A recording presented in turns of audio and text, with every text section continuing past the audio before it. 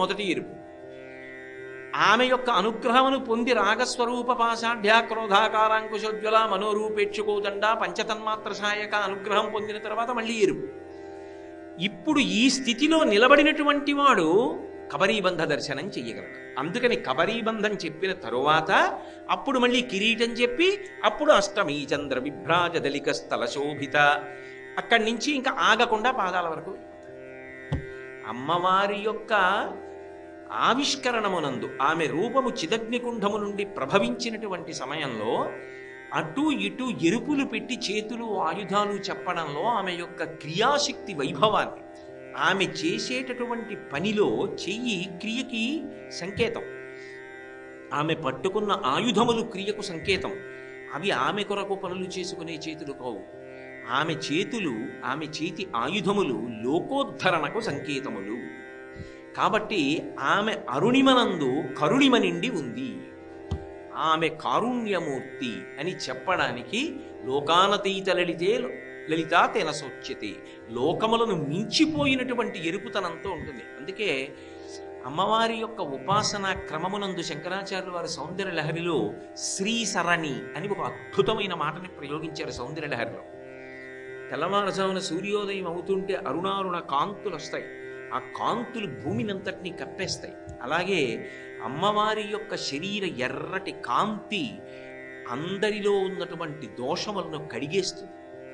ఆ ఎరుపు సమస్తమైనటువంటి శుభములకు సంకేతం. అది మనస్సులో స్మరించినంత మాత్రం చేత అంత గొప్ప అనుగ్రహాన్ని వర్షిస్తుంది. అందుకే అమ్మవారి గురించి ఎక్కడ చెప్పినా ఎరుపు రంగుతో చెప్పడం వెనక ఉన్న కారణం అది. కాబట్టి ఆమె యొక్క ప్రేమ అటువంటిది. మీతో నేను మనవి చేసి ఉన్నాను, ప్రేమ, కారుణ్యము ఇవన్నీ కూడా ఎరుపుతోటి సంకేతిస్తారు. చైతన్యం అది కూడా ఎరుపు చేత సంకేతింపబడుతుంది. లావణ్యం, సొగసు, ఆకర్షణ ఇవన్నీ ఎరుపు చేత సంకేతింపబడతాయి. ఆమె సౌందర్య రాశి. సౌందర్య రాశి అన్న మాటకు అర్థం ఆవిడ చాలా అందంగా ఉంటుంది అన్న మాట అన్వయం కాదు. ఎందుకు అన్వయం కాదు అంటే, లోకంలో ఏ మూర్ఖుడు కూడా మా అమ్మగారు అందంగా ఉంటారని అందం. సౌందర్యము అన్న మాటకు అర్థం అందము అన్నాను అనుకోండి, అన్ని వేళలా అందము రక్షణ హేతువు కాదు. పెద్ద పులి చాలా అందంగా ఉంటుంది.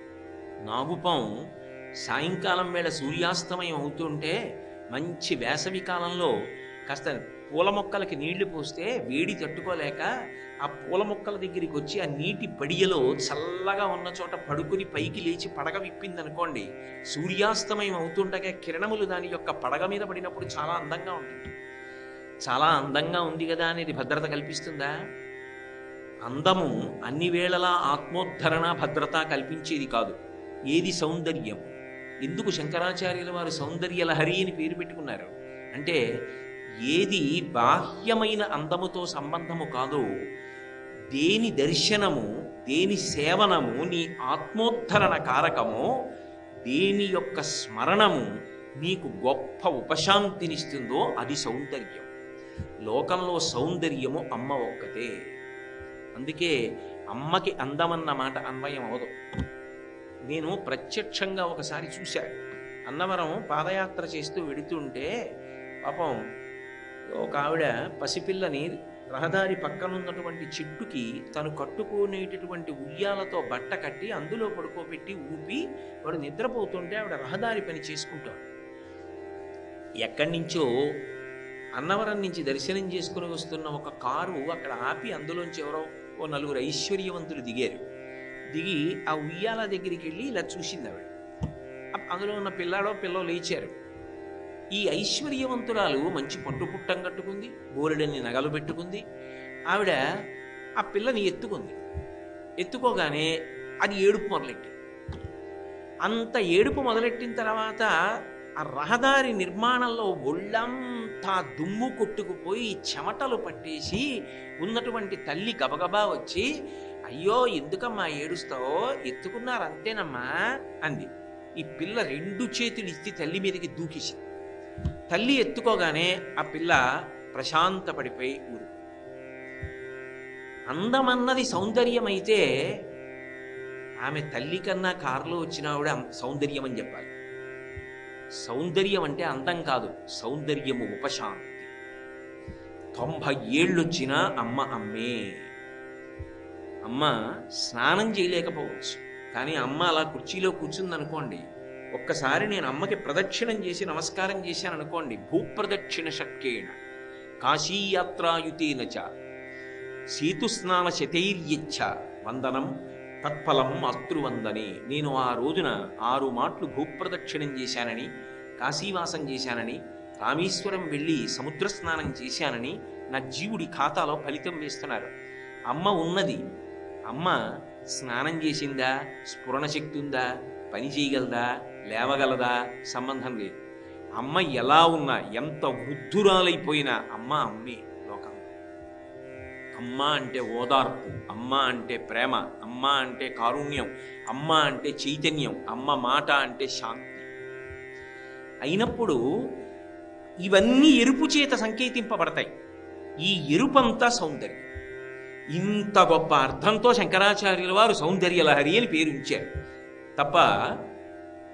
కాబట్టి లావణ్యాధిక భూషితాంగలతికాం లక్షాల సద్రాగిణి, ఇంత ఎర్రని తల్లి అని శంకరులు ప్రతిపాదించడం వెనక ఉన్నటువంటి రహస్యం ఆమె యొక్క కారుణ్యాన్ని గమనించు. అందుకే జీవం ఎక్కడ ఉన్నా ఎరుపుతో సంకేతం. ఆ రక్తవర్ణ, రక్తము ఎరుపు, ప్రాణము, చైతన్యము ఇవన్నీ ఎరుపు. అవన్నీ ఆవిడేను సుమా, ఆ తల్లి అనుగ్రహము సుమా. ఎక్కడ ఏ మార్పు తీసుకొచ్చినా ఆవిడేను సుమా. ఇది చెప్పడానికి సేవాయాత సమస్త దేవ వనితా సీమంత భూషాన్వితాం. సీమ అంటే హద్దు, సీమంత అంటే సీమ యొక్క చివరి భాగమునందు శరీరం ఉన్నదనుకోండి, శరీరంలో పై భాగం ఒక సీమ, కింద పాదములు ఒక సీమ, ఒక హద్దు. సీమంతోన్నయనము అంటారు. సీమంతో జుత్తును ఎత్తి కట్టుట. ఆ సీమాంతమునందు అంటే తల యొక్క చివరి భాగంలో పెట్టుకునేటటువంటి ఆభరణం కిరీటం.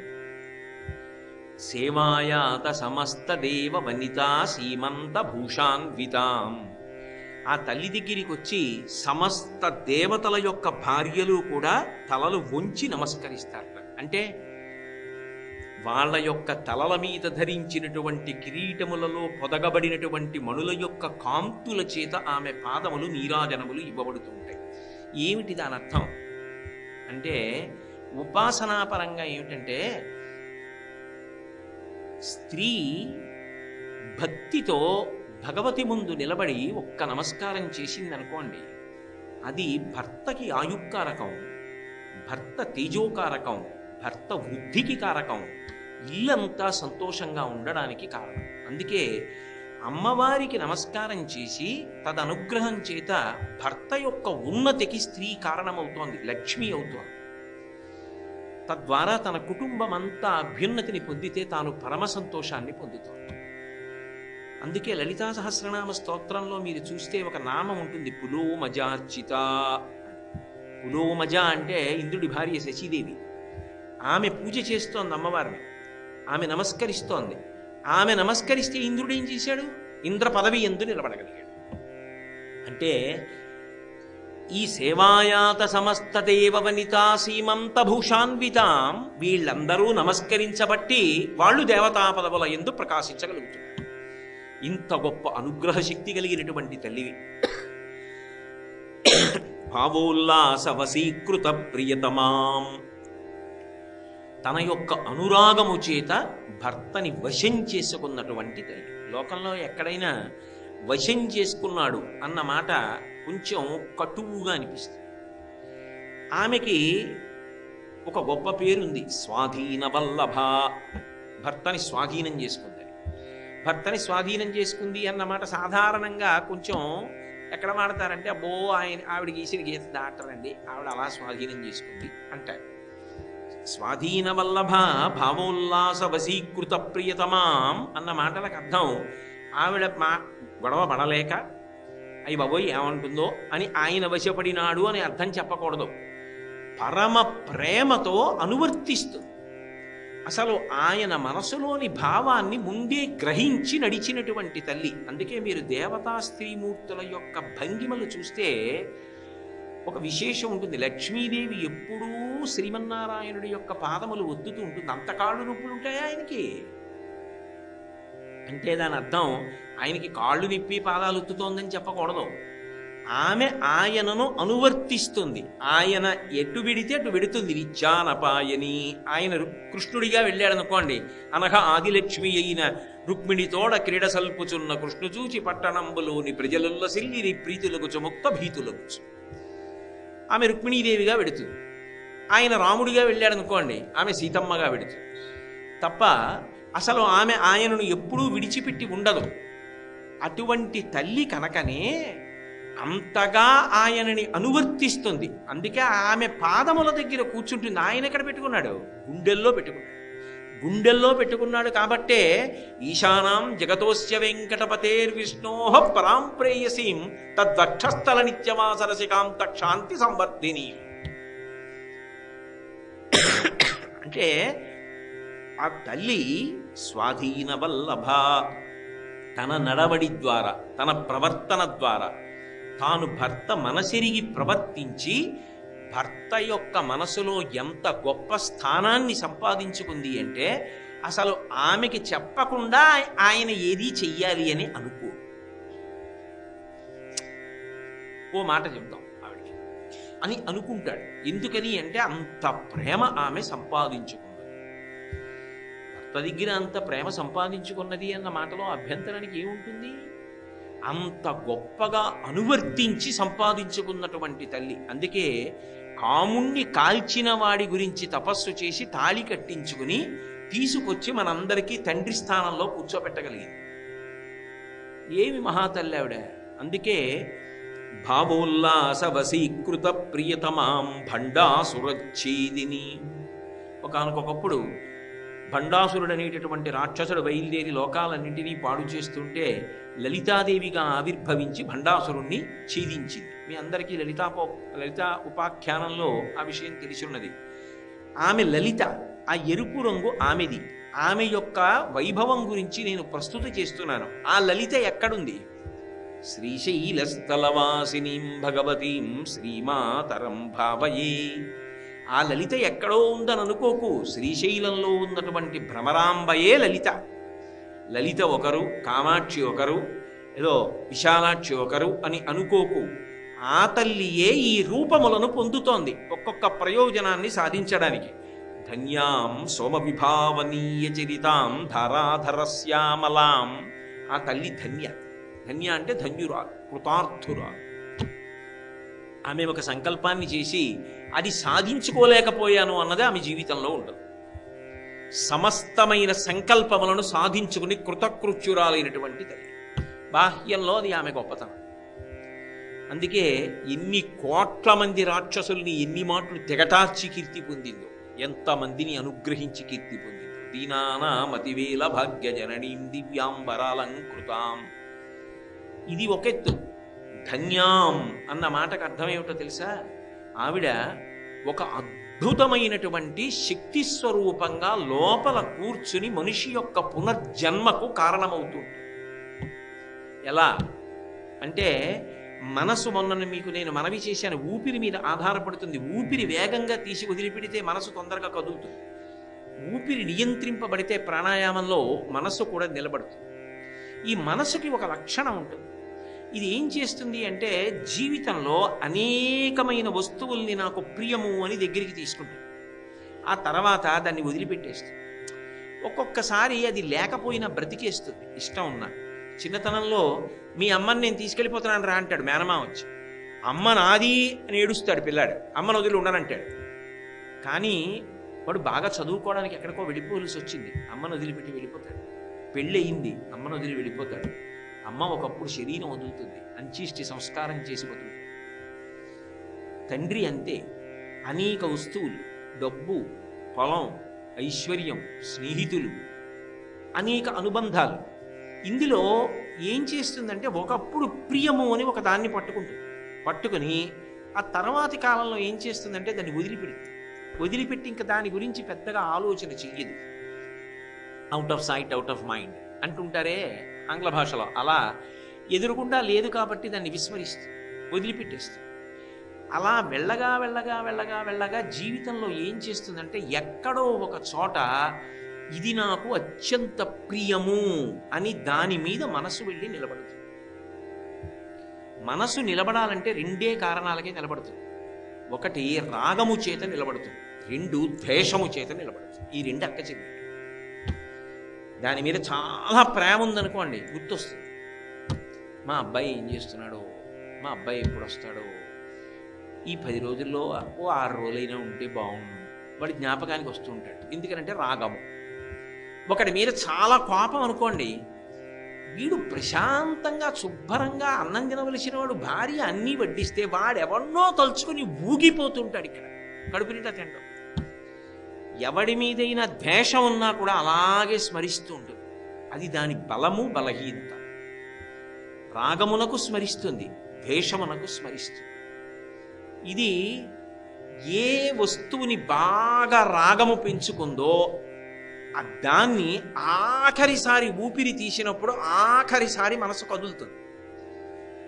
ఆఖరిసారి కదిలినప్పుడు దేని మీద ఎక్కువ ప్రేమ పెంచేసుకుందో దాన్ని పట్టేసుకుంటుంది, దాన్ని స్మరిస్తుంది, దాన్ని అమ్మవారు పట్టుకుంటుంది. ఇదిగో నువ్వు ఆఖరి ఊపిరిలో దీన్ని స్మరించావు, ఆ పట్టుకోగలిగిన ప్రజ్ఞాశక్తి లోపల ఎవరు సాక్షీభూతముగా ఉన్నారో ఆమె ధన్యా. ఈ భాస్కర్ రాయల వారు లలితా సహస్రానికి చేసిన వ్యాఖ్య. ఆమె ఏం చేస్తుందంటే ఆఖరి ఊపిరిలో నువ్వు ఏదో పొలం గురించో, ఇంటి గురించో, లేకపోతే ఏదో భార్య గురించో, పిల్లల గురించో, ఐశ్వర్యం గురించో, లేకపోతే ఏవో చెక్కు పుస్తకం గురించో, డబ్బు గురించో ఆలోచిస్తూ ఇవన్నీ ఏమైపోతాయో అని ఆలోచించావా లేదా ఆఖరి ఊపిరిలో? అంటే ఆఖరణ నీకు ఐశ్వర్యాదుల మీద భ్రాంతి నిలబడిపోయింది, రాగ సంబంధంగా నిలబడిపోయింది. కాబట్టి మనుష్య జన్మ ప్రయోజనం అది కాదు. నీకు స్వరపేటికనిచ్చాను, భగవన్నామమును చెప్పి భగవంతుని యందు అనురక్తి పొందమని ఇచ్చా, శాస్త్రమునిచ్చా, గురువునిచ్చా, అన్ని ప్రాణులకు వెన్నుపాం అడ్డంగా ఉంటే భూమికి నీకు నిలువుగా ఉండి ఊర్ధ్వముఖ చలనం చెయ్యమని చెప్పా. నువ్వు అందులో కృతకృత్యుడివి కాలేకపోయావు. అందుకే ఆఖరి స్మరణము భగవత్ సంబంధంగా నడవల, మంచి విషయం నడవల, నీకు గురువుగారు జ్ఞాపకం రాలా, శాస్త్రం గుర్తుకు రాలా, భగవతి జ్ఞాపకానికి రాలా, యజ్ఞయాగాదులు జ్ఞాపకానికి రాలా. అయ్యయ్యో నేను ఇంకా ఈ పని చెయ్యవలసిందని ఒక మంచి పని నువ్వు చెయ్యవలసిన దాని గురించి నీకు స్మరణ రాలా. నీ ఐశ్వర్యము నీకు జ్ఞాపకానికి వచ్చింది. ఆ ఐశ్వర్యమును అనుభవించడానికి, భోగాన్ని పొందడానికి మనిషి అయి ఉండక్కర్లేదు. కాబట్టి తిరియక్కుగా వెళ్ళిపో. భూమికి అడ్డంగా పుట్టి అడ్డంగానే వెన్నుపాము పెరిగే ప్రాణిగా పంపిస్తుంది. ఇది రాగముతో వెళ్ళిపోతుంది. అన్య విషయముల యందు, ఐశ్వర్యాదుల యందు రాగభ్రాంతితో వెళ్ళిపోతే తిరియక్కవుతాడు. అప్పుడు దాన్ని అలా వెళ్ళిపోయాడు అనుకోండి, వాడికి అనురాగపాశములు పట్టి ఉన్నవాడు అని పిలుస్తారు. అదే విరుద్ధ భావంతో వెళ్ళిపోతాడు. వాడి మీద కక్ష తీర్చుకోలేదు, వాడు నన్ను ఇంత ఇబ్బంది పెట్టాడు, ఇప్పుడు నేను వెళ్ళిపోయానని తెలిస్తే ఎంత విజృంభిస్తాడో అని వాడి గురించి ఆలోచిస్తూ వెళ్ళిపోతాడు. అలా వెళ్ళిపోయాడు అనుకోండి, మొదటిది రాగముతో వెళ్ళినది ఆర్తచింత అంటారు. కోపంతో, ద్వేషంతో పట్టుకుని వెళ్ళిపోయింది అనుకోండి మనసు, దాన్ని రౌద్రచింత అంటారు. ఈ రెండిటికి తేడా ఏం లేదు. ఒకడు రాగంతో పట్టుకున్నాడు, ఒకడు ద్వేషంతో పట్టుకున్నాడు, ఇద్దరూ ఒకటే పట్టుకుంటూ ఉంటారు. కాబట్టి వీడిని తిరియక్కే చేస్తుంది. నువ్వు ఆఖరి స్మరణ విధి చేసావు, దానికోసం కాదు మనుష్య జన్మ. మూడవది ఉంటుంది ధన్యచింత. అందుకే దక్షిణాయనంలో పోతే వాడు పాపం ఇబ్బంది పడ్డాడండి అంటారు. నిజంగా ఎవరికి దక్షిణాయనంలో పోతే ఇబ్బంది అంటే, దక్షిణాయనం అంతా ఉపాసన సంబంధమైనటువంటి ఆయనం. అయ్యో ఇంకా ఎన్ని మంచి మంచి తిథులు ఉన్నాయి, ఎన్ని వ్రతాలు చేసుకోవచ్చు, ఎన్ని దేవాలయాలకు వెళ్ళచ్చు, ఇప్పుడే కదా కాస్త ప్రశాంతపడ్డా, ఇంకా ఇన్ని కార్యాలు చేద్దాం అనుకున్నాను, అన్ని పుస్తకాలు తెచ్చుకున్నాను, అవి చదవాలనుకున్నాను, భగవంతుడి గురించి తెలుసుకోవాలనుకున్నాను, ఆ గురువుగారి దగ్గర విషయాలు తెలుసుకోవాలని ఆయన్ని బతిమాలేను, ఆయనేమో వచ్చే నెల నుంచి రమ్మన్నారు, ఇప్పుడు నా శరీరం వెళ్ళిపోతోందే, పడిపోతున్నానే అని చెప్పి భగవత్ సంబంధమైన జిజ్ఞాసతో వెళ్ళిపోతాడు. అలా వెళ్ళిపోయాడు అనుకోండి, దాన్ని ధన్యచింత అంటారు. అప్పుడు ఊర్ధ్వలోకవాసానికి పంపిస్తాడు, స్వర్గాది లోకములకు పెడతాడు. చిట్ట చివర శరీరం పడిపోతుండగా సమాధి స్థితిలోకి ప్రవేశించి నేను ఆత్మ షడ్భావగాం షోడశీం 6 భావములకు అతీతమై నేను శరీరము కాదు, నేను ఆత్మ, నేను వెళ్ళిపోయేవాడిని గాను, నేను ఇప్పుడు ఉంటాను, నేను తొడుక్కున్న శరీరం పతనం అవుతోంది, అది మత్స్యలోకానికి ఉండే ధర్మం, కాబట్టి దాని గురించి నేను పెద్ద పట్టించుకోక్కర్లేదు అన్న ఆలోచనతో ఎవడు స్థైర్యంతో సాక్షి మాత్రంగా ఉంటూ శరీరాన్ని విడిచిపెట్టగలుగుతున్నాడో అటువంటి వాడిది శుక్ల చింత అంటారు. అలా నిలబడగలిగిన ప్రజ్ఞావంతుడు ఇక మళ్ళీ ఏ శరీరమును స్వీకరించాడు. వాడికి ఇక స్వర్గాది లోకములు కూడా ఉండవు. ఎందుకంటే అక్కడికి వెడితే క్షీణే పుణ్యే మర్త్యలోకం విశంతి, మళ్ళీ అక్కడ పుణ్యం అయిపోయిన తర్వాత మళ్ళీ భూమి మీదకి రావాలి. ఇక వాడు రాడు పునరావృత్తి రహిత శాశ్వత శివసాయుజ్య స్థితి. వాడు ఇక జనన మరణ చక్రము నుండి విడుదల పొందుతాడు. ఆఖరి ఊపిరిలో ఆఖరిసారి మనసు కదిలినప్పుడు జీవుడు ఏది స్మరించాడు, దాన్ని పట్టుకుని పునర్జన్మనివ్వగలిగిన శక్తి స్వరూపిణి ఎవరో, లోపల చైతన్యంగా ఉండి పట్టుకుంటున్నదెవరో ఆమెయే ధన్య. అమ్మా, మొదటి నుంచి లేని అలవాటు చివర స్మరణకు రాదు. ఏది అలవాటుగా అస్తమానం పట్టుకుంటూ ఉంటామో అదే అలవాటుగా ఆకరణ కూడా వస్తుంది. తలుపు సందులో చెయ్యబడినప్పుడు గోవిందా అనగలిగాడు అనుకోండి, వాడు అదృష్టవంతుడని గుర్తు. అంటే వాడికి ఆ బాధలో కూడా భగవన్నామం గుర్తొస్తుంది. వాడికి రాత్రిళ్ళ కలలో కూడా రామాయణమో ఏదో జ్ఞాపకానికి వస్తుంది, ఏదో భారతమో భాగవతమో ఆలోచిస్తూ ఉంటాడు, ఎప్పుడూ ఏదో భగవత్ సంబంధంలో ఉంటాడు. అయితే అంత భగవత్ సంబంధంలో ఉండాలనుకున్న వాడికి కూడా పెద్ద ప్రతిబంధకం ఎవరో తెలుసా? వాడి చుట్టూ ఉన్న పరివారమే. వాడిని సర్వనాశనం చేసేది, వాడికి మనశ్శాంతి లేకుండా చేసేది, నిష్కారణమైన విషయాల జోలికి వెళ్ళి ఆయన ఉండవలసిన స్థానంలో ఆయనని ఉండకుండా చేసేది కూడా యథార్థమునకు ఎవరు అంటే చుట్టూ ఉండేటటువంటి పరివారము సంఖ్య పెరిగిపోతే వాళ్ళు దాటనప్పుడు వాళ్ళ వలన తాను కూడా ప్రకంపనలకు లోనవుతాడు. అందుకే ఒక స్థితికి వచ్చాక వదిలిపెట్టి ఆ ధ్యానం చేయడం మంచిది, వదిలిపెట్టి భగవతి పాదములు పట్టుకోవడమే మంచిది అని వానప్రస్థాన్ని విధించడానికి కారణం అది. వాళ్ళు ఇటు ఎప్పటికీ ఓ స్థాయి దాటరు.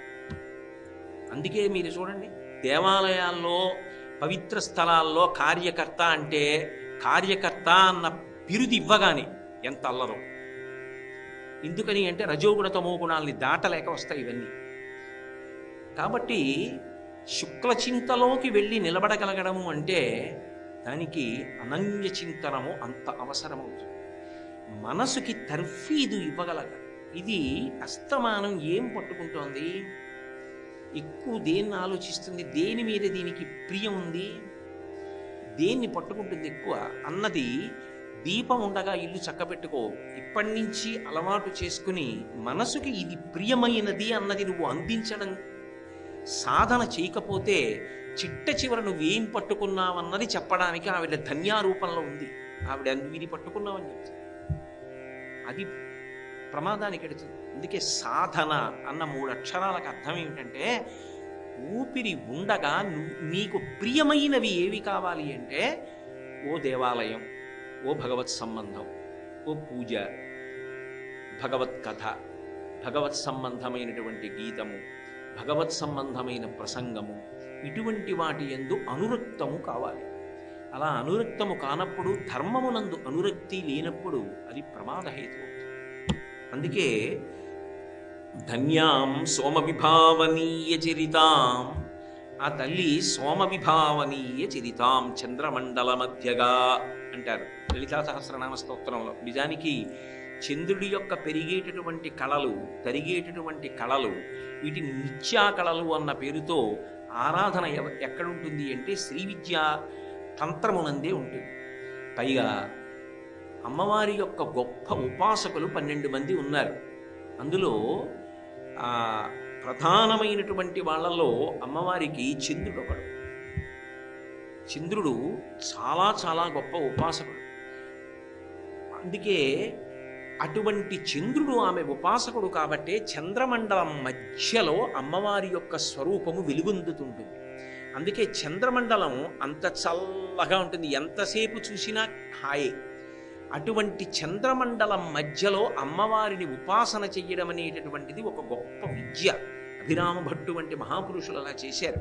అందుకే చంద్రమండల మధ్యగా అమృత వృష్టిని కురిపిస్తూ ఉంటున్నారు.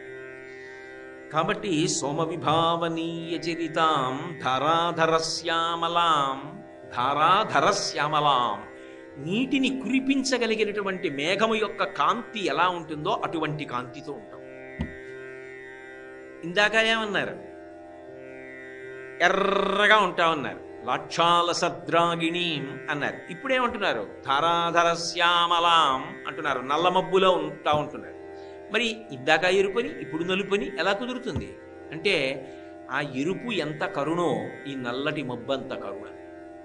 నల్లటి మబ్బు ఏం చేస్తుంది? చల్లగా ఉంటుంది, వర్షధారలు కురిపిస్తుంది. వర్షము సమస్తమైనటువంటి జీవనమునకు హేతు. అటువంటి వర్షధారలు కురిపించగలిగినటువంటి మేఘం ఉన్నదే, ఆ మేఘము ఎంత నల్లటి కాంతి అంటే బొగ్గులా ఉండడం కాదు, ఆ కాంతిలో ఒక మెరుపు ఉంటుంది, ఒక అనుగ్రహ శక్తి ఉంటుంది, దానికి ఒక ఆకర్షణ ఉంది. నల్లమబ్బు నీటిని కురిపించి ఎలా అనుగ్రహిస్తోందో, ఆ నీరే సమస్తమనకు కారణము. సంజీవనం సమస్తస్య జగత సలిలాత్మిక భవ ఇత్యుచ్యతే మూర్తిర్భవస్య పరమాత్మనః అంటారు లింగపురాణంలో. నీరు లేనినాడు లోకం లేదు, ధర్మం కూడా లేదు. కాబట్టి అమ్మా, నువ్వు అటువంటి నీరు నిండిన నల్లమబ్బు ఎలా ఉంటుందో, అది ఎంత ప్రేమతో ఎంత కరుణతో మేము స్వాగతం పలకకపోయినా వచ్చి వర్షం కురిపించి మా యొక్క దాహం తీర్చి పంటలు పండడానికి కారణమవుతోందో, అలా మేము నిన్ను స్మరించకపోయినా మా యందు బుద్ధిశక్తివై, నిద్రాశక్తివై, లజ్జాశక్తివై, ఆకలివై అనుగ్రహిస్తున్నావు. యా దేవీ సర్వభూతేషు క్షుధారూపేణ సంస్థిత, నిద్రారూపేణ సంస్థిత, బుద్ధిరూపేణ సంస్థిత, లజ్జారూపేణ సంస్థిత, నమస్తస్యై నమస్తస్యై నమస్తస్యై నమో నమః. రేపటి నుంచి చిడ్డి హోమంలో ఇవన్నీ వింటారు కదా. కాబట్టి ఆ తల్లి ఇవన్నీ ఇచ్చినప్పుడు నువ్వు నన్ను ఎంత ఆరాధించావని అడిగిస్తోందా? ఇవ్వడం తన ప్రయోజనంగా ఇస్తోంది.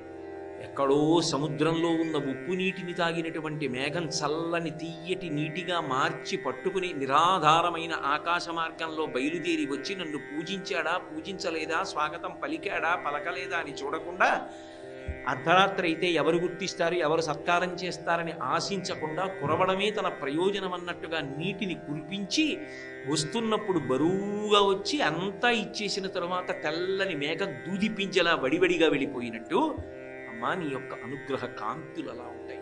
కాబట్టి ధారాధరశ్యామలాం మున్యారాధనమోదిని. ముని అన్న మాటకు అర్థం ఏమిటంటే ధర్మమును బాగా తెలుసుకున్నవాడు.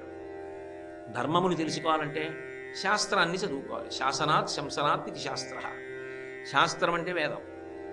వేదము ద్వారా ఇది ధర్మము అని బాగా తెలుసుకుని ఎప్పుడూ ఆ ధర్మాచరణమునందే అనురక్తమైన మనసు కలిగిన వాడు ఎవరుంటాడో అటువంటి వాడు ఎంత పూజ చేశాడు అన్నదానితో సంబంధం. వాడు ఒక్క నమస్కారమే చేయనివ్వండి, ఒక్క పువ్వే పాదముల మీద వేయనివ్వండి, ఒక్క ప్రదక్షిణమే చేయనివ్వండి, ఆవిడ పరమ సంతోషాన్ని పొందుతుంది.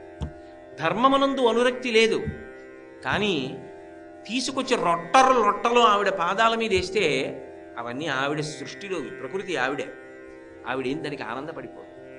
ఉండవలసినది ఏది అంటే ధర్మమునందు అనురక్తి ఉండాలి. ముని అన్న మాటకు అర్థం ధర్మాచరణము కలిగినవాడు, ధర్మము నెరిగినవాడు అని. అటువంటి ధర్మమును ఎరిగినవాడు, ధర్మాచరణమునందు అనురక్తి కలిగినవాడు ఎవరుంటాడో వాడు సత్పురుషుడు. అటువంటి సత్పురుషుడు సకృన్నత్వా నత్వా కథమివ సతాం సన్నిధదతే అంటారు. వాడు ఒక్కసారి అమ్మవారి మ్రోలకు వెళ్ళి తల ఉంచి నమస్కారం చేసినా సరే ఆవిడ అనుగ్రహించేస్తుంది. అంతే తప్ప బాహ్యంలో నువ్వు ఎంత పూజ చేసి వచ్చావని ఆవిడ అడగదు. మనసులో ఆ ఆరాటం ఉండాలి. మనసులో అనుబంధం ఉన్నప్పుడు నువ్వు పూజ చేయకుండానే ఉండలేవు.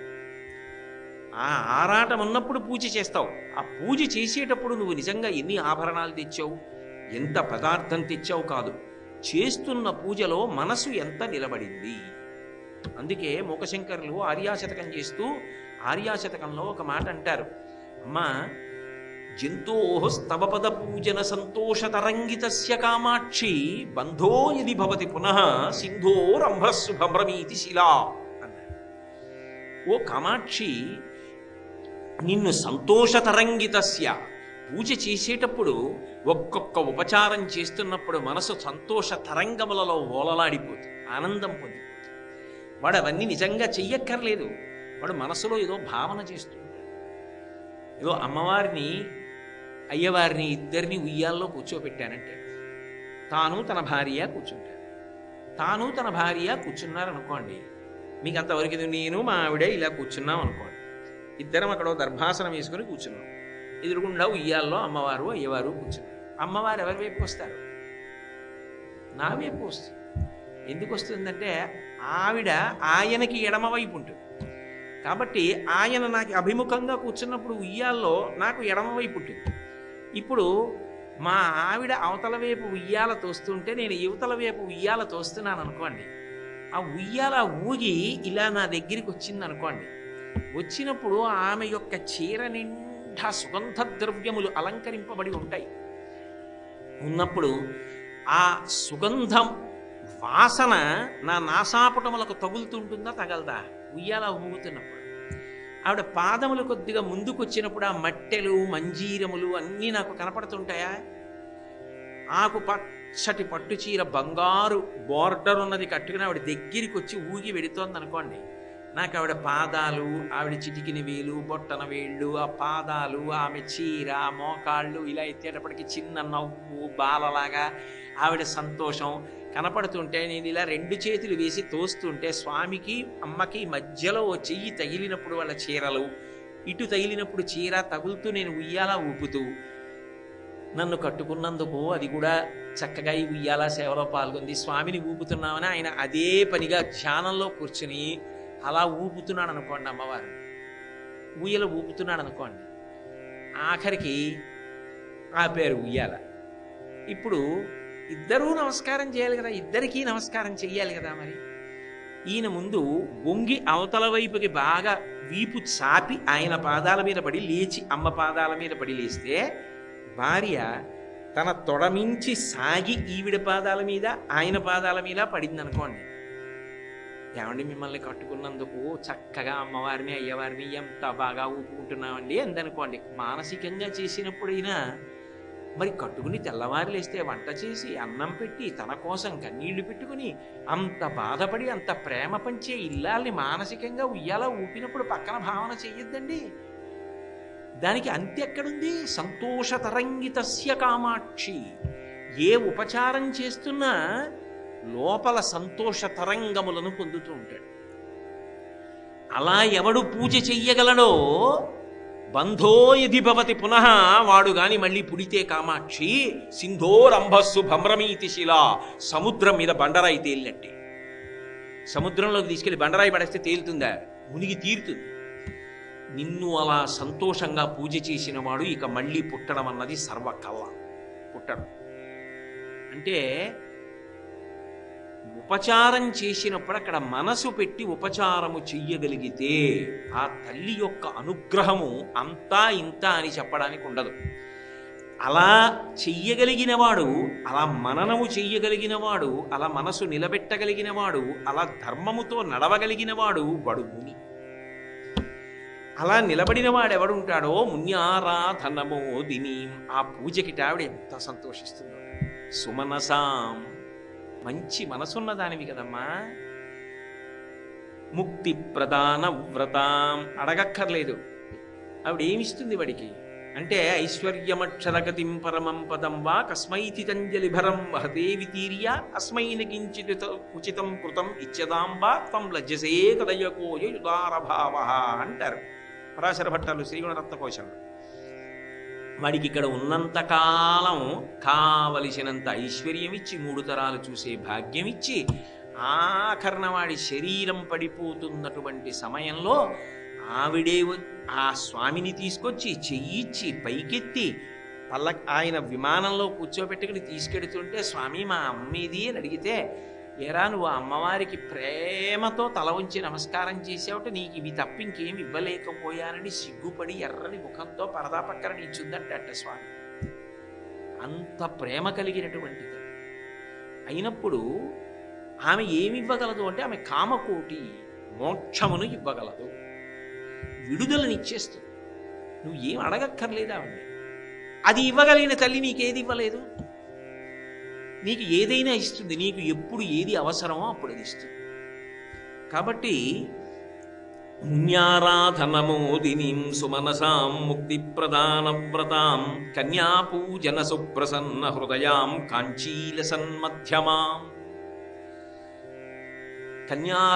కన్యాపూజన సుప్రసన్న హృదయాం. కన్యాపూజల చేత ఆవిడ ఎంతో సంతోషిస్తుంది. అందులో శ్రీశైలంలో ఉండేటటువంటి భ్రమరాంబికకు ఉండే లక్షణం ఏమిటంటే కుమారీ పూజ, బాలపూజ ఎందో ఆమె బహుప్రసన్నురాలవుతుంది. 2 సంవత్సరాలున్న పిల్లకి పూజ చేస్తే కుమారీ పూజ అంటారు. 3 సంవత్సరాలుంటే త్రిమూర్తి అంటారు. 4 సంవత్సరములుంటే కళ్యాణి అంటారు. 5 సంవత్సరములుంటే రోహిణి అంటారు. 6 సంవత్సరములుంటే కాళీ అంటారు. 7 సంవత్సరములుంటే దుర్గా అంటారు. 8 సంవత్సరములుంటే శాంభవి అంటారు. అలా 10 సంవత్సరముల వరకు చెయ్యొచ్చు. 10 సంవత్సరములుంటే సుభద్ర అంటారు. ఈ 2 ఏళ్ల పిల్ల నుంచి 10 ఏళ్ల పిల్ల వరకు ఈ మధ్యలో ఉన్నటువంటి వయస్సులలో ఏ వయస్సు పిల్లకి ఆ పేరుతో పిలుస్తారు. పిలిచి వాళ్ళని పూజ చేసి చక్కగా ఊయల ఊపుతారు. రేపు ప్రారంభ దినం నాడు కుమారీ పూజే ఉంటుంది. రేపు సాయంకాలం కుమారీ పూజ ఉంటుంది. అది చూడడమే అంత గొప్ప అంటారు. కాబట్టి అటువంటి కన్యాపూజ చేత ఆవిడ సుప్రసన్నురాలవుతుంది. కన్యాపూజన సుప్రసన్న హృదయాం కాంచీలసన్మధ్యమాం. ఆవిడ కాంచీ అంటే చిరుగంటలు కలిగినటువంటి వడ్డాణం పెట్టుకుంటుంది. మగవాళ్ళు కూడా పెట్టుకుంటారు వడ్డాణం. మీరు పౌరాణిక చలనచిత్రాలు చూస్తే పంచమీన వాళ్ళు కూడా పెట్టుకుంటారు. మేఖల అంటారు. దానికి చిరుగంటలు ఉండవు. కాంచీదామాకరికలభ కుంభస్తననత అంటారు శంకర్లు. స్త్రీలు పెట్టుకునేటటువంటి వడ్డాణానికి చిరుగంటలు ఉంటాయి. అందుకే ఆ తల్లి నడిచి వెడుతుంటేట గాజుల గలగలలు, మంజీరముల యొక్క సవ్వడులు, వడ్డాణమునకు ఉన్నటువంటి చిరుగంటల శబ్దములు కలిసి ఉపాసకుడు వింటాడు. ఆ మనసు పెట్టి విన్నవాడికి అవి వినపడతాయి. కాబట్టి కాంచీల సన్మధ్యమాం. నిజానికి ఓసారి కాంచీపురాన్ని స్మరిస్తున్నారు. శంకరులకు అత్యంత ప్రీతిపాత్రమైనటువంటి క్షేత్రం కదూ, కామాక్షి పరదేవత ఉన్న క్షేత్రం. కాబట్టి కాంచీల సన్మధ్యమాం శ్రీశైలస్థలవాసినీం భగవతీం శ్రీమాతరం భావయే. ఇలా లోపల ఉండి అన్నిటినీ గమనించగలిగినటువంటి శక్తిని చూడాలని నువ్వు అనుకుంటే ఆమె ఎక్కడో లేదు, శ్రీశైలంలో భ్రమరాంబా స్వరూపంగా ఉంది. కర్పూరాగరు కుంకుమాంకిత కుచాం కర్పూరవర్ణస్థితాం. ఆమె యొక్క కుచములకు కర్పూరము, కుంకుమ మొదలైనవి అలంకరింపబడి ఉన్నాయి. చాలు, అక్కడ వరకు ఆ వ్యాఖ్యానం. కర్పూరవర్ణస్థితాం. కర్పూరం ఎంత తెల్లగా ఉంటుందో అంత తెల్లటి రంగు కలిగినటువంటి తల్లి. లోకంలో ఈ తెలుపు వర్ణం ఎవరికి చెప్తారు అంటే సరస్వతీదేవికి చెప్తారు. శంకరుడు తెలుపు, సరస్వతి తెలుపు. వాళ్ళిద్దరూ అన్నా చెల్లెళ్ళు. బ్రహ్మగారు ఎరుపు, లక్ష్మీదేవి ఎరుపు. వాళ్ళిద్దరు అన్నా చెల్లెళ్ళు. విష్ణువు నలుపు, పార్వతీదేవి నలుపు. అందుకని వాళ్ళిద్దరు అన్నా చెల్లెళ్ళు. ఏదో వరస చెప్పవలసి వస్తే అలా చెప్తారు. అందుకని ఇద్దరూ తెలుపు.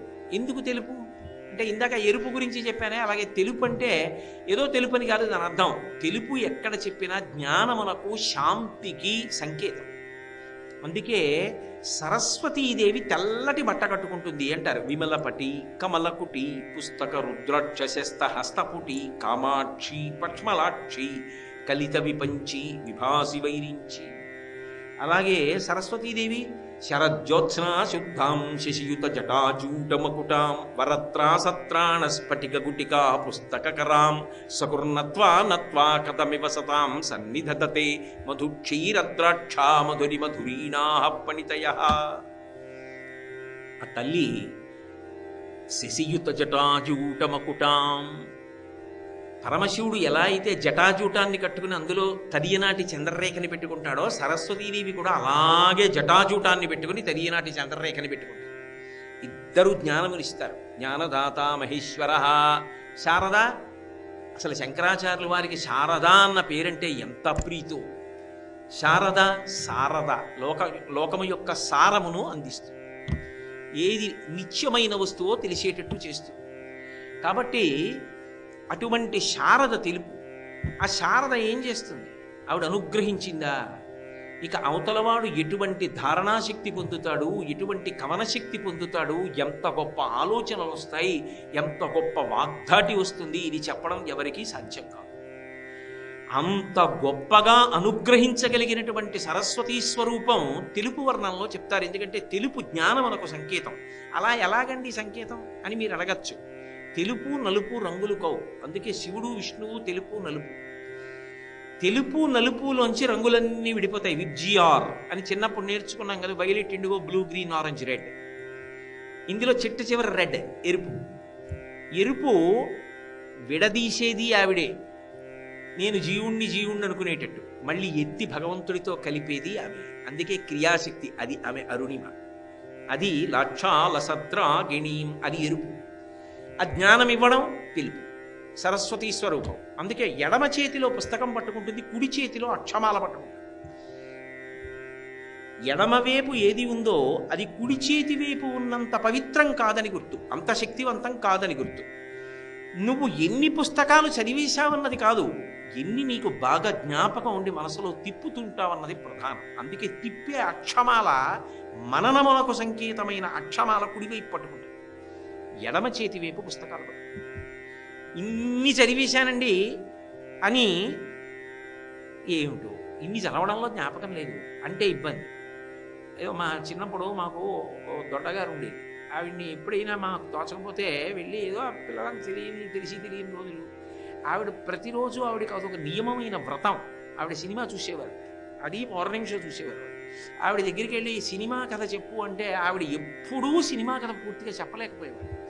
ఎందుకంటే ఇందులో మొదలుపెట్టి ఇంకో దాంట్లోకి వెళ్ళిపోయి ఇంకో దాంట్లోకి వెళ్ళిపోయి బాగా గుర్తు రావట్లేదురా, ఏదో అన్నింటిలోకి వెళ్ళిపోయాను, మీరెళ్ళి చూసిరండి అనేవారు. అలా ఇన్ని చదివేస్తే ఏమీ అనుష్ఠానం లేక, ఒక్కటి పాటించింది లేక, ఒక్క ధర్మాన్ని పట్టుకోకపోతే ఏమిటి ఉపయోగం? ఎన్ని చదివి నువ్వు ఎన్ని చదివావు అన్నదానికన్నా ఎంత అనుష్ఠానం చేస్తావన్నది ప్రధానం. ఒక్కటి పట్టుకో చాలు, తరిస్తావు. సత్యం వద, ధర్మం చర, పట్టుకో చాలు. సమస్త కావ్యముల వాంగ్మయ ప్రయోజనం అంతే. కాబట్టి అందుకే ఎడం వైపు పుస్తకాలు, కుడి చేతి వైపు అక్షమాల పట్టుకుంది. ఆ పట్టుకోవడంలో కూడా అది సంకేతం. తెల్లగా ఉంటుంది. జ్ఞానకాంతులను ఇవ్వగలిగినటువంటి తల్లిని నేను. అందుకే అంతా తెలిపే. సర్వశుక్ల సరస్వతి. అందుకే పోతన గారు శారదని వర్ణిస్తూ సరస్వతి మంత్రములలో ఉన్నటువంటి వాటిని అన్నిటినీ తీసుకొచ్చి ఒక్క పద్యంలో పెట్టారు. శారద నీరదిందు కనసార పటీరమరాళ మల్లికాహార తుషార ఫేన రజతాచలకాశ పణీశ కుంద మందార సుధా పయోధిసిత తామర తామర వాహిని సుధాకారత నొప్పు నిన్ను మది కానగనెన్నడు కల్గు భారతి అని అన్నీ తెలిపే. సర్వశుక్ల సరస్వతి అని పేరు. అంతా తెల్లగా ఉంటుంది. అందుకే సరస్వతీ పూజల నాడు అమ్మవారికి తెల్లటి బట్ట కడతాం. కాబట్టి ఆ తల్లి తెల్లగా ఉంటుంది. కాబట్టి సరస్వతీ స్వరూపంగా అనుగ్రహించగలిగినది ఆమె ఏ ఉస్మా తప్ప సరస్వతి వేరుగా ఉంటుందని అనుకోవద్దు. ఆమె ఏ. అందుకే మీరు అష్టోత్తర శతనామాలు చూడండి, అందులో ఏ అష్టోత్తర శతనామం చూసినా సరస్వతి అని కనబడుతూ ఉంటుంది.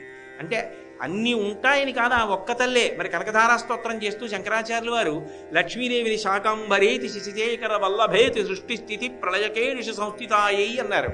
ఒప్పుకోలావిడే. గీర్దేవతేతి గరుడధ్వజ సుందరేతి శాకాంబరీతి శశిశేఖర వల్లభేతి అన్నారు. గీర్దేవతేతి అంటే సరస్వతీదేవి. అవును, నేనే సరస్వతి, నేనే లక్ష్మి, నేనే పార్వతి, నేను కానిదేం లేదు. కాబట్టి కర్పూర వర్ణస్థితాం కృష్టోత్కృష్ట సుకృష్ట కర్మదహనాం. చేసిన కర్మలు పుణ్యకర్మలు ఉన్నాయనుకోండి బంగారు సంకెళ్ళు, పాపకర్మలు ఉన్నాయనుకోండి ఇనప సంకెళ్ళు. బంగారు సంకెళ్లలో ఉన్నవాడు ఇనప సంకెళ్లలో ఉన్నవాడిని చూసి నీవి ఇనప సంకెళ్ళని నవ్వాడు అనుకోండి, ఏంటి తేడా? వీడివి బంగారు సంకెళ్ళు అంతే. పుణ్యకర్మలు ఉండిపోయి అనుకోండి, వాటి యొక్క ఫలితాన్ని అనుభవించడానికి, సుఖాలు అనుభవించడానికి దేవతగానో ఎక్కడో భోగాలు అనుభవించడానికి పెద్ద పెద్ద పదవుల్లోనో ఉండాలి. పాపకర్మలు ఉండిపోయి అనుకోండి దుఃఖం అనుభవించడానికి ఉండాలి. ఇంకా అనుభవించడానికి కర్మలు లేకుండా పోయాయి అనుకోండి అసలు శరీరంతో రావచ్చు. ఆవిడ అనుగ్రహం కలిగితే ఆవిడ ఏం చేస్తుంది? అన్ని కర్మలను దహించేస్తుంది. పెద్ద దూది పర్వతం ఒకటి ఉంది, దాంట్లోకి వెళ్ళి ఓ నిప్పు నెరుసుపడింది, చాలదా కాలిపోవడానికి? ఆమె అనుగ్రహ వీక్షణం చాలు. సంచిత పాపమంతా కాలిపోయి ఇంకా వాడు అనుభవించడానికి పాపపుణ్యములు లేవు కాబట్టి ఇక వాడు పుట్టక్కర్లేదు. కాబట్టి సమస్త కర్మలను దహనము చేయగలిగినటువంటి శక్తి వినుడు కృష్టో. అందుకని ఆమె గురించి చెప్తూ కృష్టోత్కృష్ట సుకృష్ట కర్మ దహనాం కామేశ్వరీం కామిని. ఈ సమస్త సృష్టి మహాప్రళయంలో పరమేశ్వరుడిలోకి వెళ్ళిపోయిన తర్వాత మళ్ళీ పునఃసృష్టి జరగాలి అనేటటువంటి కోరిక ఆయనకి కలిగేటట్టుగా చెయ్యగలిగినటువంటి తల్లి ఆమె. అందుకే ఇచ్ఛాశక్తి, జ్ఞానశక్తి, క్రియాశక్తి స్వరూపిణి. ఆయనకి ఒక ఇచ్ఛ కలుగుతుంది. అప్పుడు ఆయన యొక్క సృష్టి చెయ్యాలన్న కోరికయే కామేశ్వరి. ఆ కోరిక ఉన్నవాడు కామేశ్వరుడు. ఆ కోరిక ఉంటే తప్ప సృష్టి ఎలా జరుగుతుంది? ఆ కోరిక లేనప్పుడు ఈ సృష్టి రాదు. కాబట్టి కామేశ్వరి కామిని నువ్వే. అంతేకాదు కామాక్షీం, కాంచీపురంలో వెలిసినటువంటి కామాక్షి పరదేవత ఉన్నదే, ఏ తల్లి ఇరువైపులా సరస్వతీ లక్ష్మిలను ఉంచుకున్నదో సచావర రమావాణి సవ్య దక్షిణ సేవిత. అమ్మవారికి కుడి చేతి వైపు సరస్వతీదేవి ఉంటుంది, ఎడమ చేతి వైపు లక్ష్మీదేవి ఉంటుంది. ఎందుకని అంటే సరస్వతీ అనుగ్రహము లేని లక్ష్మీ కటాక్షము భయహేతు. ఏమీ చదువురాదు, కోట్ల ఆస్తుంది. అయ్యా మీరు ఇక్కడ నిశాని వేయండి, ఏమీ లేదు పన్ను కట్టేస్తున్నాం అన్నాడు అనుకోండి, వేస్తాడు. కానీ ఎంత భయం! నువ్వు దేనికి ఇచ్చాడో, వచ్చింది తెలియదు, కట్టింది తెలియదు, రాసింది తెలియదు, దేనికి ఖర్చు పెట్టాలో తెలియదు, శాస్త్రం తెలియదు. అదే సరస్వతీ కటాక్షం ఉంది. విద్వాన్ సర్వత్ర పూజ్యతే విద్యానామనరస్య రూపమధికం ప్రచ్ఛన్న గుప్తం ధనం విద్యా భోగకరీ యశస్సుఖకరీ విద్యా గురూణాం గురు విద్యా బంధుజనో విదేశగమనే విద్యా పరం లోచనం విద్యా రాజసు పూజ్యతే నహిధనం విద్యావిహీన పశు. చక్రవర్తులైనా సరే వంగి విద్వాంసులను గౌరవించారు. అల్లసాని పెద్దన్నంతటి వాడు చెప్పుకున్నాడు, ఎదురైన చోతన మదకరీంద్రముడిగ్గి కేలూతరసొగి ఎగ్గించుకొనియే మనుచరిత్రం బందుకుని వేళ పొరమేగ పల్లకి తన కేల పట్టి ఎత్తే బిరుదైన కవి గండ పెండేరమునకి ఇవి తగునని తానే పాదమున తొడగే గోకట గ్రామాచ్చనేకగ్రహారములడిగిన సీమలు అందునిచ్చే ఆంధ్ర కవితా పితామహ అల్లసాని పెద్దనామాచ్య అని నన్ను పిలుచునట్టి కృష్ణరాయలతోడ దివికేగలేక బ్రతికియున్నాడ జీవచ్ఛవంబురగుచు అని చెప్పుకున్నాడు. అంతటి ఆంధ్రభోజుడు, సాహితీ సమరాంగణ సార్వభౌముడు, లలిత కళాప్రియుడు, విద్వత్కవి శ్రీకృష్ణదేవరాయలంతటి వాడు రాయలవారు కనపడితే పట్టపుటేనుకు దిగి చెయ్యిచ్చి పైకెక్కించుకుని కూర్చోబెట్టుకుని ఊరేగింపు చేయించి కాలికి గడ్డపెండేరం వేసి ఆయన్ని అంత బిరుదిచ్చి గౌరవించి సత్కరించాడు. అన్ని గ్రామాలు ఇచ్చాడు. కాబట్టి విద్వాన్ సర్వత్ర పూజ్యతే. అందుకే కుడివైపు లక్ష్మి, కుడివైపు సరస్వతి, ఎడమవైపు లక్ష్మి ఉండి వీస్తూ ఉంటారు కామాక్షి. పాదముల మీద పడ్డప్పుడు ఏ గాలి తగిలినా అదృష్టం. కాబట్టి అమ్మా ఆ కామాక్షి వినుడి. కాబట్టి కామాక్షీం కరుణారసార్ద్ర హృదయాం, నీ యొక్క గుండెల నిండా కరుణ నిండిపోయిందమ్మా. అసలు నీ ఎందు అన్యాయములు ఉండవు. అమ్మా అంటేనే అంత. కొడుకు పెట్టాడా పెట్టలేదా చూడదు. కొడుకు అన్నం కూడా పెట్టకపోయినా ఆ తల్లి పక్కనున్న వాళ్ళు ఎందుకమ్మా అంత సంపాదించాడు, అటువంటి కొడుకు ఉంటే ఎంత ఊడితే ఎంత అన్నారనుకోండి, అమ్మ ఒక్కతే ఒక మాట అంటుంది. అప్పుడు కూడా అంత మాట అనకండి అమ్మ, వాడు నా ఆయువు కూడా పోసుకు బతకాలి, నన్ను చూడకపోతే వాడు ఎక్కడున్నా సంతోషంగా ఉండాలమ్మా అని. అలా అనగలిగినది అమ్మ ఒక్కతే. అమ్మ శపించదు, అమ్మ కక్ష పట్టుకోదు. అందుకే అమ్మ అంటే కారుణ్యం. కామాక్షీం కరుణారసార్ద్ర హృదయాం. ఎంత పొంగిపోతున్నారు శంకరాచార్యులు. కల్పాంతరస్థాయిని, ఈ సమస్త బ్రహ్మాండములను పరమేశ్వరుడు మహాప్రళయంలో తనలోకి తీసేసుకుంటూ ఉంటాడు. ఇప్పుడు ఎవ్వరు ఉండరు, నువ్వు ఒక్కదానివే నిలబడి చూస్తూ ఉంటావు. ఇంక ఏ ప్రాణి ఉండదు. అన్నిటినీ తనలోకి తీసుకుంటున్న దాన్ని చూడడానికి ఉండేదానివి నువ్వు ఒక్కదానివి, శాశ్వతురాలి, మహాప్రళయ సాక్షిణి. తర్వాత ఆయన యందు ఆయన నేనన్న భావనగా ఆయనలో అణిగిపోయి కామేశ్వరిగా పైకి వస్తుంది. మళ్ళీ వస్తే పునఃసృష్టి జరుగుతుంది. కాబట్టి కల్పాంతరస్థాయిని అటువంటి తల్లివి శ్రీశైలస్థలవాసినీం భగవతీం శ్రీమాతరం భావయే. గాయత్రీం గరుడధ్వజాం గగనగాం గాంధర్వగాన ప్రియాం. అమ్మా నువ్వే గాయత్రివి, గానము చేస్తే రక్షించేదానివి. అంతేకాదు అసలు భ్రమరాంబ వృత్తాంతాన్ని మీరు దేవి భాగవతంలో పరిశీలిస్తే గాయత్రి అనుగ్రహము చేత అరుణాసురుడు నిలబడ్డాడు. గాయత్రి అనుగ్రహము పోయి అరుణాసురుడు మరణించాడు. వాడు గొప్ప గాయత్రి మంత్రోపాసకుడు. ఆ గాయత్రి మంత్రోపాసనతోటి బ్రహ్మగారిని సాక్షాత్కరింపజేసుకుని అంత బలవంతుడయ్యాడు. ఆయన్ని చంపడం ఎవరికి సాధ్యం కాల, ఎందుకంటే ఆయన్ని గాయత్రి కాపాడుతుంది. ఈయనని చంపాలి అంటే ఇతనికి గాయత్రి మంత్రం మీద వైముఖ్యం వచ్చి గాయత్రిని చేయడం మానేస్తే తప్ప చంపడం కుదరదు అని నిర్ణయం చేశారు. ఎలా అంటే బృహస్పతికి అప్పచెప్పారు. దేవగురు బృహస్పతి రాక్షసరాజు సభకి వెళ్ళాడు, అరుణాసురుడి సభకి. అరుణాసురుడు అన్నాడు, దేవగురువి నువ్వెందుకు వచ్చావు ఇక్కడికి, దేవతలకి నాకు పడదు కదా అన్నాడు. అంటే బృహస్పతి అన్నాడు, పడకపోవడం ఏమిటి, ఆ పైకి అలా అంటావు కానీ మనందరం ఒకటే, మనందరం ఒకటి ఎందుకు అయ్యామన్నాడు. మేము గాయత్రి మంత్రం చేస్తాం, నువ్వు గాయత్రి మంత్రమేగా చేస్తావు, అయినప్పుడు నువ్వు మేము ఒకటి కాకపోవడం ఏమిటి అన్నాడు.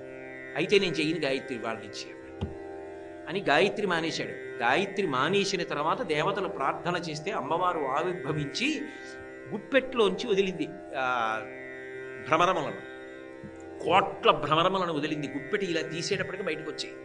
వెనక ఆ 9 సైన్యంతో వెళ్ళి ఎంతమంది చచ్చిపోతున్నారో వాడికి తెలియలేదు. వాడు కన్ను మూసి కన్ను తెరిచి లోపల వక్షస్థలాన్ని భేదించి చంపేసింది.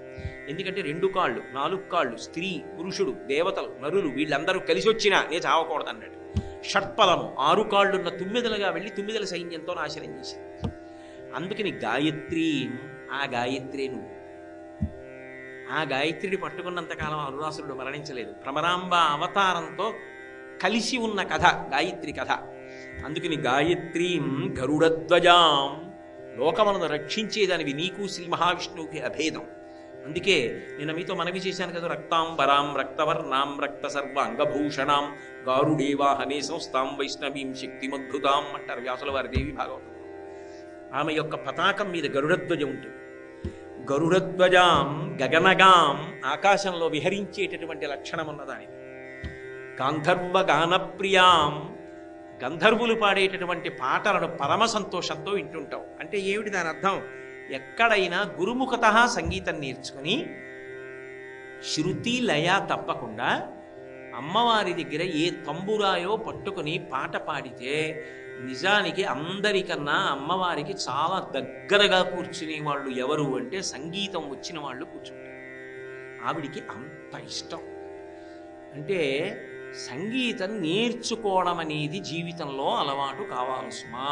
అందుకే ఒకప్పుడు ఈ దేశంలో చక్రవర్తులు కూడా సంగీతం నేర్చుకునేవారు. తప్పకుండా వీణ వాయించేవారు, తప్పకుండా వేణువు వాయించేవారు. సంగీతంతో ప్రవేశం లేకుండా ఉండేవారు కాదు. కాబట్టి గాంధర్వగాన ప్రియాం, అమ్మా నువ్వు ఎప్పుడూ కూడా గంధర్వగానాన్ని వింటూ ఉంటావు. గంభీరాం, ఏమి గంభీరంగా నడుస్తావమ్మా. ఏనుగు నడుస్తోంది అనుకోండి, అసలు ఆ అందమే వేరు. ఏనుగు కాలు తీసి కాలు వేస్తూ ఉంటే అది నడిచి వెడుతుంటే అందరు అలా చూస్తారు. కుంజరగమనే అంటారు ముత్తుస్వామి దీక్షితారు వారు. ఎందుకనంటే వాళ్ళందరూ అనుభవించిన వాళ్ళు. కంచిలో కామాక్షి పరదేవత శుక్రవారం మంటపానికి వస్తుంది, వచ్చి నడుస్తుంది. అప్పుడే మూకశంకరుల్ని అనుగ్రహించి అందరూ పెద్దలు అనుభవించారు. ఆ తల్లి నడుస్తుండగా జంబుకేశ్వరంలో వరదన్ అని చెప్పి ఒక వంటలవాడు వంటంతా చేసి కాళ్ళు దాపు కూర్చున్నాడు. మహానైవేద్యం సమయం అయింది. అమ్మవారు తెల్లటి చీర కట్టుకుని వెళ్ళిపోతాం. వాడు ఏదో పాపం అప్పటిదాకా వంట చేసి అలిసిపోయి 2 చేతులు ఇలా వెనక్కి పెట్టి కాళ్ళు దాపుని ఇలా కూర్చున్నాడు. కూర్చుని ఉండగా ఆవిడ వెళ్ళిపోతూ కనపడింది. నోరు తెరిచి అలా ఉండిపోయాడు. ఆవిడ తాంబూల చరవణం చేస్తుంది. ఆవిడ భోజనం చేశాక తాంబూల చరవణం చేయదు, ఎప్పుడూ తాంబూల చరవణం చేస్తుంది. ఆవిడ తాంబూల చరవణం ఎప్పుడు చేస్తుందని అడిగారు ఒకసారి కంచికామకోటి పీఠాధిపతులు చంద్రశేఖరేంద్ర సరస్వతి మహాస్వామి గారు. ఆ ప్రశ్న వెయ్యగానే ఆయన కొంతసేపు సమాధిలోకి వెళ్ళిపోయాడు. కొంతసేపు ధ్యానంలోకి వెళ్ళిపోయి పెద్ద నవ్వు నవ్వి ఎప్పుడూ చేస్తూ ఉంటాడు. వాళ్ళు అనుభవించిన వాళ్ళు కాబట్టి ఆ తల్లి తాంబూలపు పిడచ తీసి పెట్టింది. ఆయన వంటలు చేసేవాడు. ఆయన నోటి వెంట నల్లమబ్బులోంచి వర్షం ఎలా పడుతుందో అటువంటి కవిత్వం వచ్చింది. కాలమేఘన్ అన్న పేరుతో కవిత్వం చేశాడు. ఆ తల్లి అలా అనుగ్రహించగలిగినటువంటి తల్లి కనుకనే గంభీరాం గజగామిని, ఆవిడ నడక అలా ఉంటుంది. అది ఊపిరిని నియంత్రించి ప్రాణాయామంలో యోగులైనటువంటి వారు ఆ తల్లి పాదపద్మములు, ఆ నడకలు, వాటిని ఉపాసన చేసి ఆనంద భాష్పాలు కందుల వెంట కారిపోతుండగా పరమానందాన్ని పొందుతారు. గజగామినీం గిరిసుతాం, అమ్మ కొండలరాజు కూతురుగా, హిమవత్ పర్వతానికి కూతురుగా, హైమవతిగా, పార్వతిగా వచ్చిన దానివి నువ్వేనమ్మా. ఎంత పొంగిపోయాడండి వీరభద్ర విజయంలో. పోతన గారు అన్న మాట నాకు ఎప్పుడు జ్ఞాపకానికి వస్తుంటుంది. గిరిలలోనొక్క గిరినైన నా పేరు విలయచేసి తిట్లు ఇందువదన, నీకు తండ్రినైతే నాకింత చాలదే ఇది మహాద్భుతంబు ఇందువదన అంటాడు. అమ్మ లోకంలో మనుష్యులుగా పుట్టిన వాళ్ళ పేర్లే జ్ఞాపకం ఉండట్లేదు. కారే రాజులు లజ్జములు గెలువరే గర్వోన్నతిం పొందరే వారేరి సిరి మూట కట్టుకుని పోవంచాలిరే భూమిపై పేరీ నంగలదే సెమి ప్రముఖులను ప్రీతిని యజక్కాములై ఈరే కోర్కెలు వారలం తలపరే కాలమును భార్గవ. వచ్చి వెళ్ళిపోయిన వాళ్ళందరి పేర్లు గుర్తుండిపోయాయమ్మా, 10 మీద గుర్తుంటారు. అటువంటిది నేను కొండ, కానీ గిరులలోనొక్క గిరినైన నా పేరు వెలయచేసి తిట్లు ఇందువదన, నీకు తండ్రినైతి నాకింత చాలదే ఇది మహాద్భుతంబు ఇందువదన. నేను నిన్ను కనలేదమ్మా, నువ్వు నన్ను తండ్రిని చేశావు, నాకు కూతురుగా వచ్చేయి. గిరిజా అని పేరెట్టుకున్నావు. హిమవంతుడి కుమార్తె హైమవతి అన్నావు, పర్వతరాజపుత్రి పార్వతి అన్నావు. అమ్మా నన్ను అనుగ్రహించావు, నా జన్మకి చాలమ్మా. కాబట్టి గిరిసుతాం ఆ పేరెత్తేటప్పటికి ఆవిడ పొంగిపోతుంది. దక్షుడంటే ఎంత విసుక్కోవలసిన అవసరం, హిమవంతుడి పేరు చెప్తే ఆవిడకి అంత సంతోషం. కాబట్టి గిరిసుతాం గంధాక్షత అలంకృతాం, భ్రమరాంబా స్వరూపంగా అమ్మవారిగా ఆవిడికి అత్యంత ప్రీతిపాత్రమైనది అలంకారం. పూజలో గంధాలంకారము, అక్షతలు. అక్షతలంటే నడుము విరిగిపోయిన బియ్యం కాదు, చక్కగా పొడవుగా ఉండి పసుపు అలదబడినటువంటి బియ్యం. అందుకే మనం ఈ దేవీ నవరాత్రుల్లో బహుశా రేపే ఉందేమో గంధాక్షతలు. అది కూడా ఏది, సాన మీద తీసినటువంటి గంధం, సువాసనాభరితమైనటువంటి గంధం. అటువంటి గంధాన్ని తీసుకొచ్చి అమ్మవారికి అలది ఆ అక్షతలతో పూజ చేస్తారు. అది అమ్మవారు మహాప్రసన్నురాలవడానికి కారణం. కాబట్టి గంధాక్షతాలంకృతాం, ఆ తల్లి గంగా గౌతమ గర్గసంనుతపదాం. గంగా సమస్త ప్రాణుల యొక్క పాపమును తీసేస్తుంది. మహోత్కృష్టమైనటువంటి ప్రవాహం, శివుని యొక్క జటాజూటానికి తగిలి ఆయన శరీరానికి తగిలి పడినటువంటి ప్రవాహం. భవంగపతితంతోయం పవిత్రమితి పస్పృశు అంటారు రామాయణంలో. రంగత్తుంగ తరంగ సంఘములతో రంజిల్లు ఘోషంబుతో బంగారంబగు పొంగుతో నురగతో పువ్వాట తుంపర్లతో బంగుల్ సల్పుచు జంగలించుత నభో భాగము నుండి జారన్ గంగమ్మను దల్చితీ శిరవునన్ రంజిల్లు తుంశంకర. అటువంటి గంగ ప్రతిరోజు భ్రమరాంబ యొక్క పాదములకు నమస్కారం చేస్తుంది. గంగా గౌతమ మహర్షి కూడా గంగని తీసుకొచ్చాడు. మిగిలిన వాటిని గంగ శబ్దం వేరు కానీ గౌతమీ గంగా అంటారు గోదావరిని. కాబట్టి అటువంటి గౌతమీ గంగని తీసుకొచ్చినటువంటి గౌతమ మహర్షి కూడాట ప్రతిరోజు భ్రమరాంబకి నమస్కారం చేస్తాడట. గర్గుడు భాగవతంలో కృష్ణ సంబంధంలో కనబడతాడు.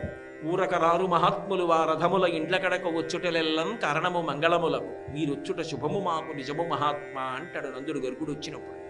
అటువంటి గర్గుడు మహానుభావుడు, కృష్ణుడికి పేరుంచినవాడు భ్రమరాంబ ఆరాధన చేస్తాట. అందుకని గంగా గౌతమ గర్గసం నృతపదాం గాం గౌతమీం గోమతీం. గాం, ఈ భూమి మీద ఆవిడ తిరగవలసి వస్తే గోస్వరూపంతో తిరుగుతుంటుంది. ఎక్కడెక్కడ గోవు తిరిగిందో అక్కడక్కడ భ్రమరాంబ తిరుగుతోందని గుర్తు. కాబట్టి గాం గౌతమీం, గోదావరి నది. గోదావరి నది ప్రవాహం భ్రమరాంబ యొక్క వేరొక స్వరూపం. గోదావరి నది భ్రమరాంబయే అని. అలాగే గౌతమి గాం గౌతమీం గోమతీం. శ్రీరామాయణంలో అయోధ్యకాండలో కనపడుతుంది గోమతీ నది వృత్తాంతం. రాముడు గోమతీ నదిని దాటుతాడు. దాటినప్పుడు అందులో చెప్తారు గోమతీ నదికి ఉన్నటువంటి గొప్పతనం ఏమిటంటే ఆ నది యొక్క నీళ్లు చల్లగా పవిత్రంగా ఉంటాయిట. గోమతీ నది తీరం వెంబడి గోమతీ తీరంలో గోమతిలో ఉన్నటువంటి నీటి పడియల యందు కొన్ని వేల గోవులు తిరుగుతుంటాయిట. అన్ని ఆవుల సంబంధమున్న నది కాబట్టి దానికి గోమతి అని పేరు. ఒక ఆవు కారణంగా వచ్చిన నది కాబట్టి గౌతమి అని గోదావరికి పేరు.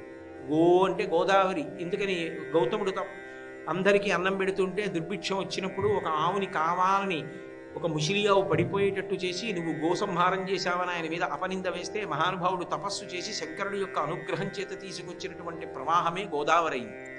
కాబట్టి గోమతి నదికి గోస్పర్శ, గోదావరికి గోస్పర్శ, గోవు గోవుగా గొప్పది కాబట్టి ఆవిడ సురభీస్వరూపం. ఈ గోవులన్నిటినీ కన్న తల్లి భ్రమరాంబ. కాబట్టి అందుకే ఆ తల్లి అనుగ్రహము కలిగినది అనడానికి గుర్తు ఏమిటంటే ఓ ఆవు రావాలి. అంకురారోపణం చేస్తే మనం పిలవకుండా ఎక్కడి నుంచో పరిగెత్తుకొచ్చి ఓ ఆవు నించుంది అక్కడ, అంటే తల్లి అనుగ్రహించింది అని గుర్తు. అందుకే ఈ సంవత్సరం జరిగేటటువంటి అభిషేకంలో ప్రత్యేకంగా రాజమహేంద్రవరం వెళ్ళి అక్కడి నుంచి గోదావరి నది కలశ తీసుకొస్తున్నారు. అలాగే లక్నో నుంచి ఇతర ప్రాంతాల నుంచి గోమతీ నదీ జలాల యొక్క కలశల్ని తెప్పించారు. ఇప్పటికే తెప్పించి సిద్ధం చేశారు. ఆ గోమతీ నదీ జలాలతోటి గోదావరి జలాలతోటి ఇతర పదార్థములతోటి భగవతికి అద్భుతమైన అభిషేకం జరుగుతుంది ఆదివారం నాడు. కాబట్టి అమ్మ ఈ మూడిటి యొక్క స్వరూపము నువ్వే. గంగా గౌతమ గర్గసం నుతపదాం గాం గౌతమీం గోమతీం శ్రీశైల స్థలవాసినీం భగవతీం శ్రీమాతరం భావయే. అనుకున్న వేళకి గట్టెక్కించగలిగిన తల్లి. ఎవడు ఏ వేళకి ఏది పొందాలో ఆ వేళకి అది వాడు పొందాడనేటటువంటి కార్యక్రమాన్ని చెయ్యగలిగాడు అనేటటువంటి సంతోషాన్ని తృప్తిని ఇవ్వగలిగిన తల్లి ఆమెయే. కాబట్టి అటువంటి తల్లి ఎవరున్నదో ఆ తల్లి భ్రమరాంబ. ఆ భ్రమరాంబ శ్రీశైలమునందు వెలిసి ఉన్నది. భావయే, మనసులో ఆమెని ఒక్కసారి భావన చేసినంత మాత్రం చేత ఆమె అనుగ్రహం కలుగుతుంది. దేవి భాగవతంలో భ్రమరాంబ గురించి చెప్తూ ఓ మాట చెప్తారు.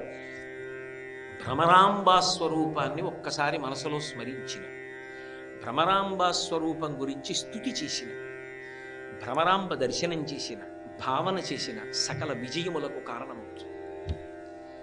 ధర్మము వర్ధిల్లుతుంది, లోకమునందు శాంతి కలుగుతుంది. అంత గొప్ప స్వరూపం భ్రమరాంబా స్వరూపం. ఈ సంవత్సరం శారదా నవరాత్రుల యొక్క పూర్వాంగ ప్రసంగంలో శంకరాచార్యకృతమైనటువంటి భ్రమరాంబాష్టకం మీద పలికించడం, ఆ తల్లి నన్ను ఉపకరణంగా తీసుకుని పలికించింది తప్ప నిజానికి నాకేం వచ్చని నేను పలకగలను. ఆ తల్లి యొక్క అనుగ్రహ విశేషానికి సాంజలి బంధకంగా ఆ తల్లి పాదార విందములకు శిరసు తాటించి నమస్కరిస్తూ ఈ ప్రవచనాన్ని, ఈ అష్టకం మీద ప్రవచనాన్ని, ఈ సంవత్సరానికి శారదా నవరాత్రుల్లో జరుగుతున్న ప్రసంగాన్ని ఇక్కడతో పూర్తి చేస్తున్నాను. రేపు జరగబోయేటటువంటి కార్యక్రమాన్ని మంగళం చెప్పిన తరువాత మనవి చేస్తాను. మంగళాశాసనపరై పదాచార్య పురోగమై సర్వైశ్చ పూర్వైరాచార్యై సత్కృతాయాస్తు మంగళం. మంగళం కోసలేంద్రాయ మహనీయ గుణాత్మనే చక్రవర్తి తనూజాయ సర్వభౌమాయ మంగళం. ఉమాకాంతాయ కాంతాయ కామితార్థప్రదాయినే శ్రీగిరీశాయ దేవాయ మలినాథాయ మంగళం. సర్వమంగళరూపాయ శ్రీనగేంద్ర నివాసినే గంగాధరాయ నాథాయ శ్రీగిరీశాయ మంగళం. సర్వం శ్రీ ఉమామహేశ్వర పరబ్రహ్మార్పణమస్తు.